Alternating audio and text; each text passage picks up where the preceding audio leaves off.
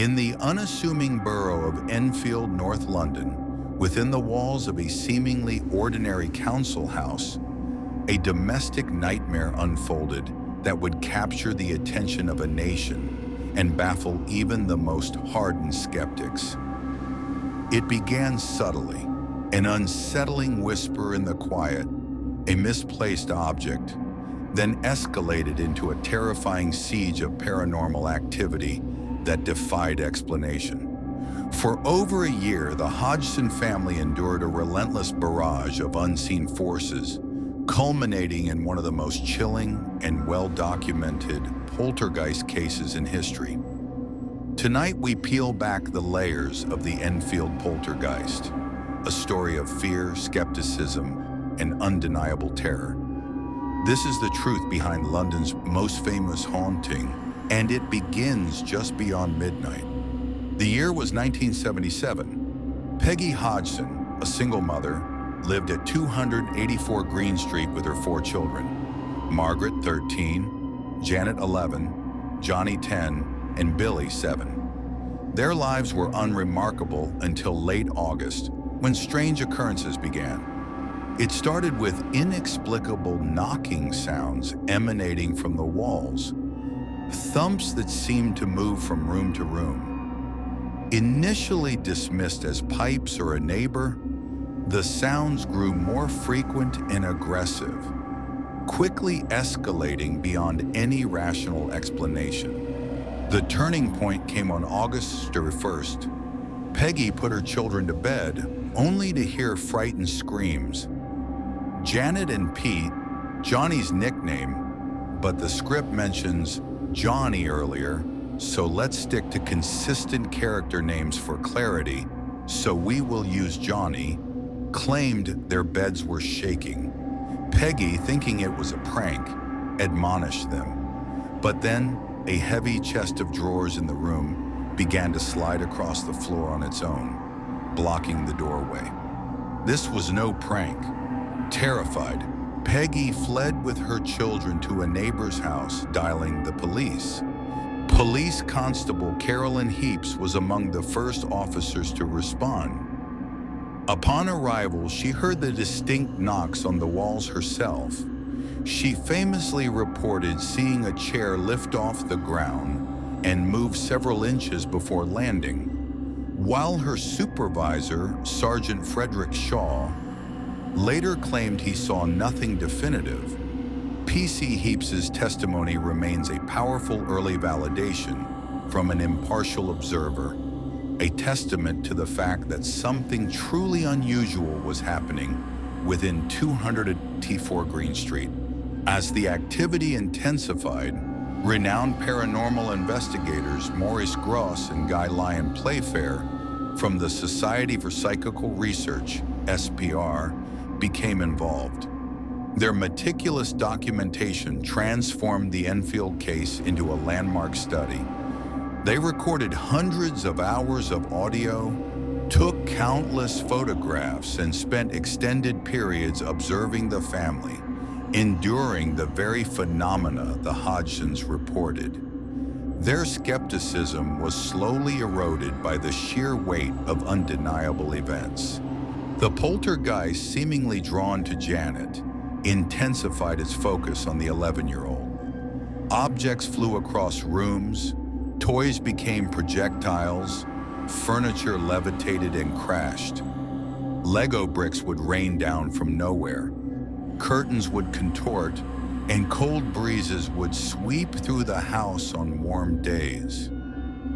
Witnesses described feeling icy spots, hearing disembodied voices, and observing strange distortions in the air.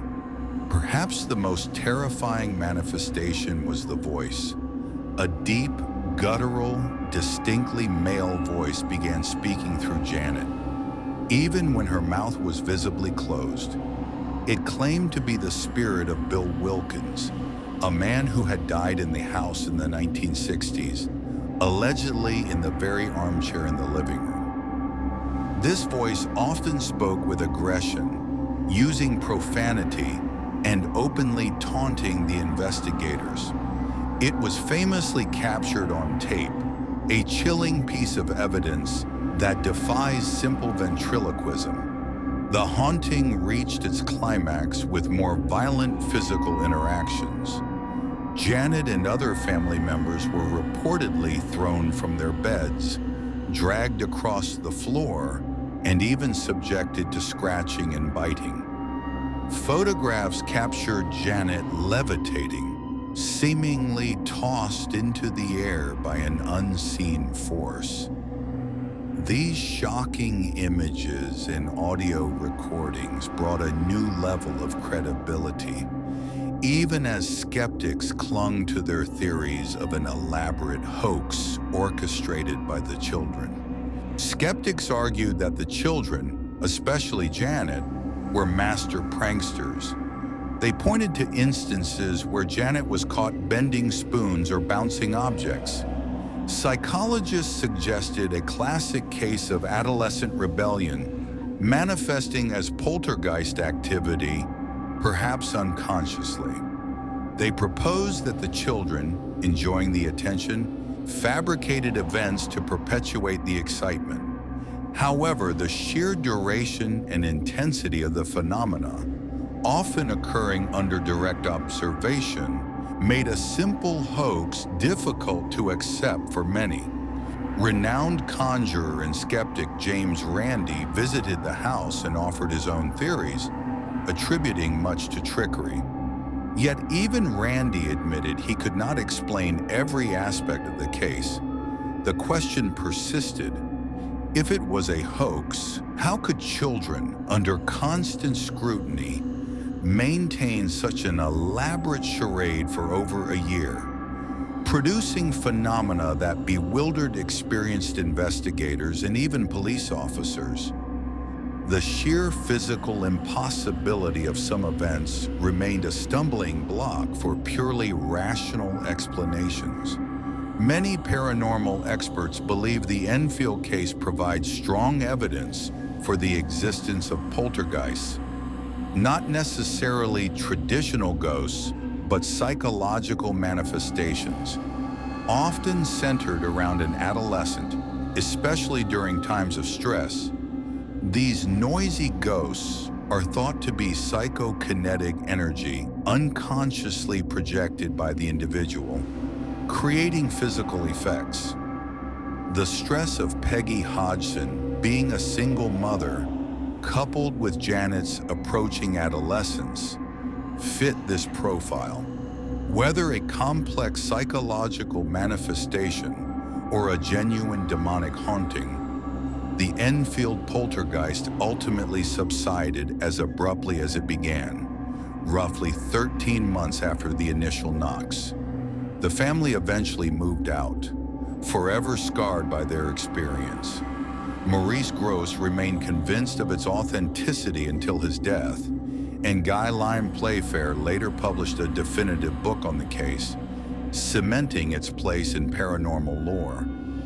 The events at 284 Green Street continue to fuel debate, fascinate, and utterly terrify. Did the Hodgson family truly battle an unseen entity? Or were they victims of an elaborate deception? Or perhaps their own unconscious minds? What do you believe truly happened at 284 Green Street? Share your theories and thoughts in the comments below. If this chilling journey into one of history's most compelling hauntings left you with goosebumps, please give this video a like, subscribe for more terrifying tales from the shadows, and ring that notification bell. Until then, remember that some houses hold secrets too dark to ever truly be abandoned, just beyond midnight.